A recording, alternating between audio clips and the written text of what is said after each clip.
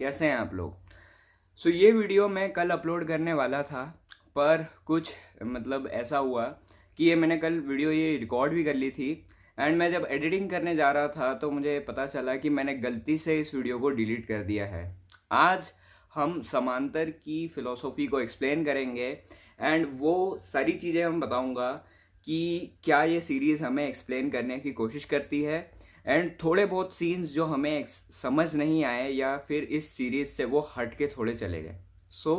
इस बारे में आज बात करते हैं। समांतर जो शुरू होती है वो सबसे पहले तो वो कार वाले सीन से शुरू होती है and one of the most चर्चित सीन है वो, जिसमें कार से एक्सीडेंट हो जाता है महाजन का।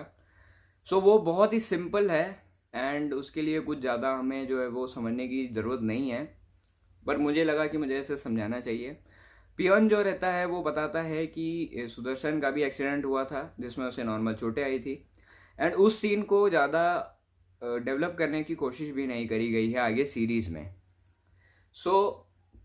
यहाँ पे हम कुछ ऐसे अजम्पशंस लगा सकते हैं कि जब कार एक्सीडेंट हुआ तो वो किसी प्रॉब्लम में होगा सबसे, और दूसरी बात वो मुंबई में है क्योंकि जो स्ट्रीट्स है वो मुझे मुंबई की दिख रही है, जहाँ पे वो ओरिजिनली रहता है।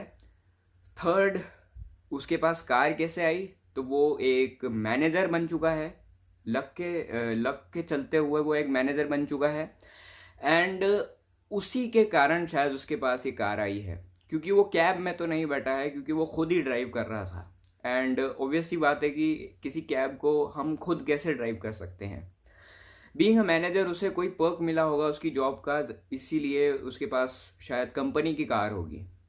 एंड जिस तरीके से हम उस सीन को देख रहे हैं, कोई टेंशन सिचुएशन होगी जिसमें वो बात कर रहा था कि मैं भगवान पे बिल्कुल बिलीव नहीं करता हूँ एंड उसके बाद एक्सीडेंट हो जाता है। ये कुछ फ्यूचर जो प्रिडिक्शन हम उस सीन से कर सकते हैं। ठीक है, आगे बढ़ते हैं। क्या मैसेज देती है हमें ये सीरीज? ऑल इन ऑल इस सीरीज का मैसेज यही है कि कितना भी हम जो है वो फ्यूचर से छेड़खानी करने की कोशिश करें, जो फ्यूचर में लिखा है वो होने ही वाला है। एग्जाम्पल के तौर पर जब हम इस सीरीज में वो वाला सीन देखते हैं जहां पे सुदर्शन महाजन को बोलता है कि आज तुम्हारी ट्रेन मिस होने वाली है, तुम्हारे पास टाइम है, तुम उस ट्रेन को मिस करने, तुम देखते हैं कि तुम इस फ्यूचर को बदल सकते हो या नहीं बदल सकते हो। महाजन बहुत ट्राई करता है पर वो उस ट्रेन वाले सीन में पूरी अपनी जान लगा देता है, पर वो ट्रेन उससे मिस हो ही जाती है। इससे हमें ये समझने को मिलता है कि जो फ्यूचर में होने वाला है हम उसे कितनी भी कोशिश कर ले हम उसे बदल नहीं सकते हैं। आप बोलोगे कि एक पेज पढ़ के वो बहुत सारी चीज़ें बदल सकता है, बहुत सारी चीज़ें बदल देता है। ये सारी चीज़ें होने वाली हैं। अब हम थोड़ा बैक में चलते हैं। महाजन और सुदर्शन की स्टोरी सेम एंगल पे चलती है, सेम टू सेम स्टोरी चलती है, पर बहुत सारे सिनेरियोज डिफरेंट होते हैं। जैसे कि वो आंख के मार्क वाली बात, जो यहाँ पे जो मार्क पड़ा रहता है उसकी स्टोरी, या वो मार्क सेम है बट उसकी बैक स्टोरी दोनों की डिफरेंट है। दोनों को अलग अलग जगह से और अलग अलग चेन ऑफ इवेंट्स से वो मार्क लगता है। या उनके जो फर्स्ट चाइल्ड का जो डेथ होती है, तो दोनों शायद अलग अलग सेम हुआ है, सिनेरियो सेम है, पर दोनों अलग अलग होता है, आप समझ ही गए होंगे उसको। ठीक है, यहाँ पे जो सीन्स हमें दिखाए गए हैं, फंसना महाजन का तय नहीं था उस टाइम पे, जहां उसको ब्राइब नहीं लेनी चाहिए थे वहां पे उसने ब्राइब नहीं ली एंड वो बुक को, यानी वो उस डायरी को एक माध्यम बना दिया गया है ताकि हमें कंफ्यूज करा जाए एंड वो बुक एक माध्यम बन जाता है फ्यूचर, फ्यूचर को देखने का। बस उसको ब्राइब नहीं लेनी थी या उसको ब्राइब लेनी थी एंड उस टाइम पे उसने वो बुक पढ़ ली, आज भाई लेना है तो उसने ले ली। वो फ्यूचर पहले से डिसाइडेड है, उसको कोई चेंज नहीं कर सकता है। ठीक है, ये सीरीज हमें ऑल इन ऑल यही बताती है कि हमें हमेशा हार्डवर्क करना चाहिए एंड हमें कभी भी हमें हमेशा प्रेजेंट में जीना चाहिए। फ्यूचर के बारे में टेंशन ज़्यादा नहीं करनी चाहिए, जो होगा वो अच्छा होगा।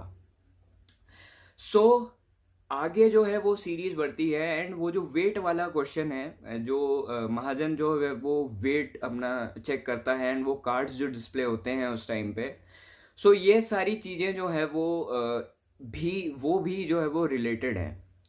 किसी महाजन का उस घर की तरफ खिंचा जाना क्योंकि उसे उस घर की तरफ जाना था। ये कोई भी किसी भी तरीके की मैजिकल पावर्स या कोई भी, मतलब मेरे को ऐसा नहीं लगता है फर्स्ट, मतलब अगर मैं इसे पहले देखूँ तो।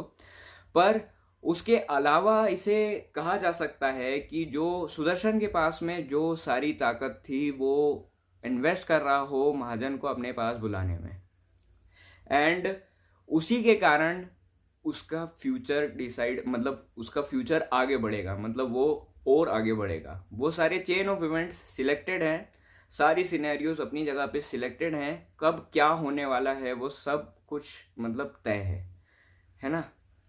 एंड उसके बाद वाला जो एक और मैसेज हमें ये सीरीज देती है वो है टेकिंग शॉर्टकट्स। जब महाजन इंटरेस्टेड होता है अपना फ्यूचर मालूम करने में एंड वो सुदर्शन के घर पे जाता है, तो सुदर्शन एक बहुत ही बड़ी हवेली में रह रहा है। दैट एक्सप्लेन्स कि उसके पास में ढेर सारे पैसे हैं, पर पैसों के साथ साथ वो ये देखना भूल जाता है कि सुदर्शन के पास अपनी फैमिली नहीं है, उसके बच्चे नहीं हैं उसके पास में, वो पूरा अकेला है एंड उसके पास कुछ भी नहीं बचा है। पर वो फ्यूचर जानने में इतना इंटरेस्टेड रहता है कि वो आगे कुछ सोच ही नहीं पाता। दिस इज़ वाई ये सीरीज हमें एक और महत्वपूर्ण जो है वो लेसन देती है कि शॉर्टकट्स हमेशा हानिकारक होते हैं। हमें हमेशा मतलब जो है वो प्री प्लानिंग, मतलब जो है वो प्लान करके हमेशा हर चीज़ जो है वो धीरे से करनी चाहिए।